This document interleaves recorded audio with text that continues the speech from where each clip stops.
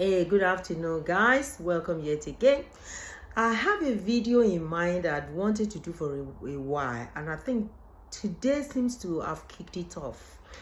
This morning I was talking about fatty liver while I was in tennis court, and then I was just browsing and I saw Dr. Mindy talking about intermittent fasting and the liver.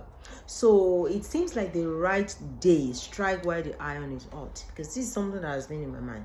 So the bottom line of what I want to say is fatty liver is fast becoming the new type 2 diabetes. So if you don't know that already, I hate for it to be a rude awakening for each and everyone, everybody. You might say, I don't drink alcohol because fatty liver is a thing that is known to be a problem for alcohol drinkers, because as you know or probably know that everything you put in your mouth has to go through the liver first. Is the processing plant factory of the body. So if your liver isn't right, you might have problem with a lot of things.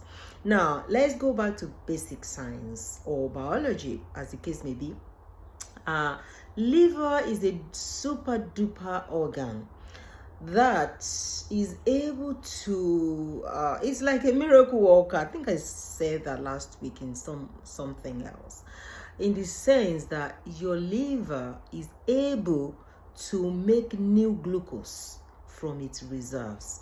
So whatever you eat or drink that you don't need right there, because most of the time we eat or drink stuff for energy, for calorie, but nowadays, because we overfeed ourselves, we almost often have things in excess. And that's why your liver keeps the excess in the liver as fat. Okay? So as time goes on, if you have too much of carbs and protein, your liver will say, come here, let me store you up, and your liver will store it up as fat.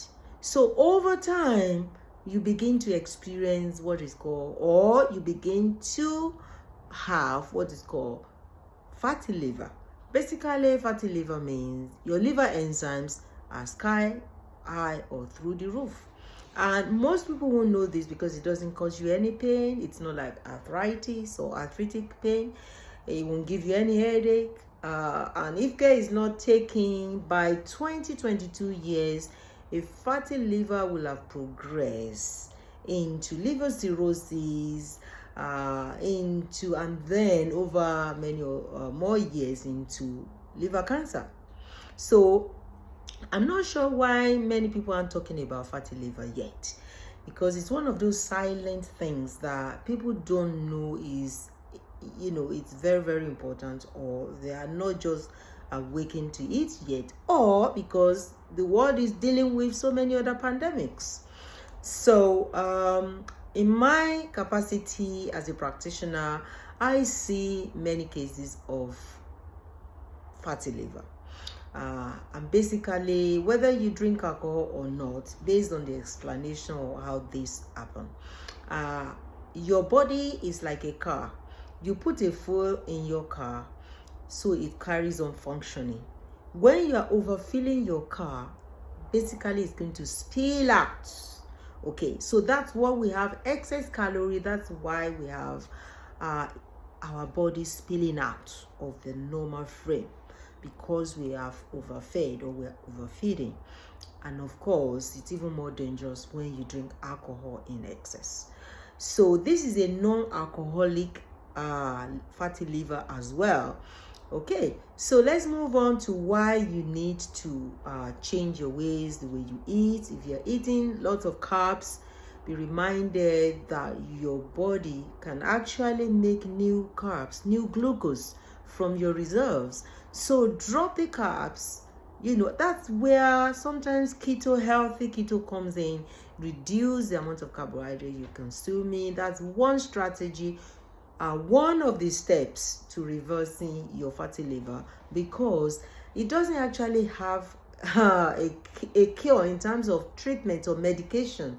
Your doctor or your specialists, gastroenterologists, or whoever you refer to because of your fatty liver is not going to perform any magic or dish out any pills or medication. It's just going to say go and do lifestyle changes, and that's where fasting comes into it. Have a look at Dr. Mindy's video a couple of hours ago. I think she put that up and I just saw it and I thought, okay, so this is a cue for me to do this video, and of course hopefully somebody will pick up something useful to change their life. So your lifestyle changes, your fasting, physical activity, exercise in other words. And as I've always said, exercise will save your life. This is one of those scenarios when if you put in exercise into your daily activity. This morning I was on tennis court for about an hour or so. I just have to find somebody who is ready, and I play lawn tennis. I love playing. I enjoyed it. Not that I'm a Williams sister or anything, but I just have a knock around on the and walk around and run around on the court. And of course took myself off and tidy up the garden, plant some vegetables, which I'm going to eat. Okay. And of course took myself off and do my job. I'm back home and recording this video, which is also my calling. Of course you can have a all-rounder life, but you just have to be strategic, you have to be intentional, and you have to prioritize what is important to you. So if exercise is not important already in your life, there is another reason today why you must, it's a must, please underline that must, why you need to or you must put exercise or physical activity as a priority in your life, because it will literally save your life. And the other added benefit in what I did, recorded in my video this morning, go check it out, is about doing your exercise in your fasted state, when you have not eaten or drunk anything that has calorie in it.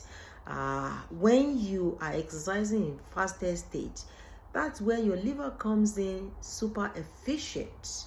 Your liver will now make new glucose, what we call gluconeogenesis, and break it down for your energy use. So you are really not going to pass out, because your liver has so much reserves that it can pull out the bag or draw from to give you energy. So you're not going to die if you haven't eaten and you are exercising. Of course, sometimes you might feel your blood sugar is low at some point, but first thing in the morning, you don't need to break that fast yet. Push the intermittent fasting to as long as you can. Okay, so in a nutshell, fatty liver is becoming rampant, is fast becoming the new type 2 diabetes, and it's if nothing is done about it, it can progress to serious illness and terminal illness and cancer. And of course it will affect your metabolism, the way you absorb certain nutrients in your body, and of course your general health and wellness. So think again when you think liver isn't important as another organ in the body, because it is. So this is it. Lifestyle changes, there's no shortcuts. Your food, your exercise, and your calorie restriction, that's very, very important, especially from your carbohydrates.